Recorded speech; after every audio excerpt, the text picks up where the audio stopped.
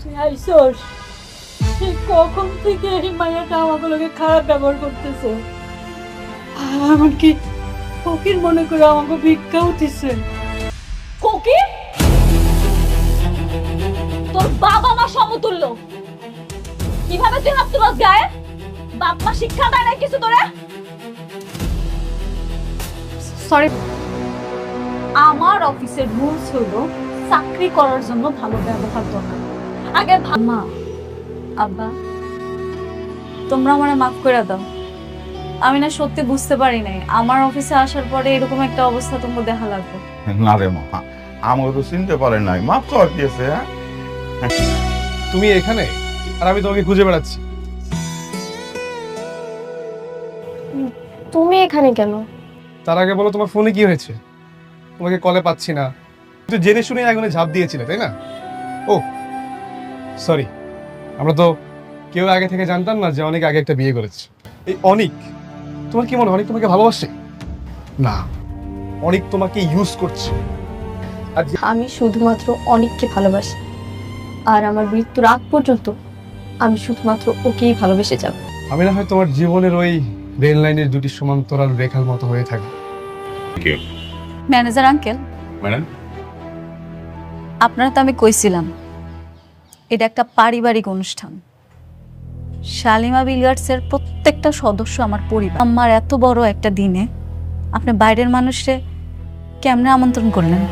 একটা বড় জিজ্ঞেসও করলেন না? ম্যাডাম, আজকের দিন বাবা তুমি কিছু মনে করো না, মারে রাগারাগি করিস না।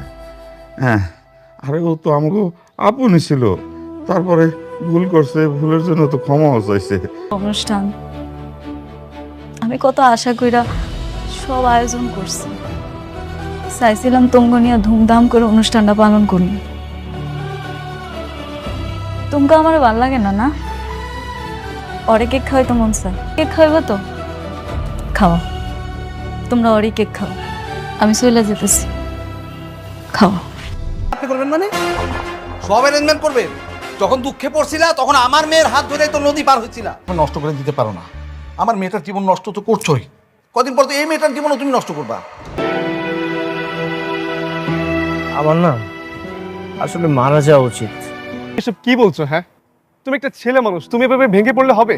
হ্যাঁ হ্যাঁ, তুমি একটা ভুল করছো। তুমি মেঘলার কাছে কি মাপ চেয়ে নাও, তাহলে তো সে তোমাকে মাপ করে দেয়। আমাকে দেখে তখন আমাদের সন্তানের কথা ওর মনে পড়ে। মেঘলা সত্যি তোমাকে অনেক ভালোবাসে, সত্যি। আমি যখন মেঘলার সামনে যাই ও আমাকে আমাদের সন্তানের খুনি মনে করে।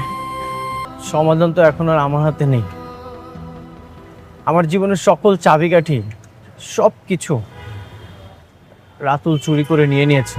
বারবার শুধু মনে হয় অনেক অনেক আগেই মারা গেছে, এখন শুধু জীবনটা লাশটা বয়ে বেড়াচ্ছে। ছেলে যখন ডাক্তারের কাছে গিয়ে ডিএনএ টেস্ট করে দেখবে তার স্ত্রীর যে সন্তান সেটা তার না, তখন তার মানসিক অবস্থাটা কেমন হতে পারে এটা চিন্তা। আরে রাতুল রিপোর্ট চেঞ্জ করে ফেলাইছে, এই জন্য সবকিছু হয়েছে। কেন অনেক পারতো না? দুনিয়াতে কি সব ডাক্তার মরে গেছে? অনেক পারতো না অন্য জায়গায় টেস্ট করাইতে? করায় নাই। অনেক আমারে অবিশ্বাস করছে। আপনি সে বারবার একই বিষয় নিয়ে তর্ক করছেন। শুনুন, আমি আপনাকে একটা কথা বলি, আপনাদের সন্তানের মৃত্যুর জন্য আপনি আর অনেক দুজনই দায়ী। মানে মানে আপনি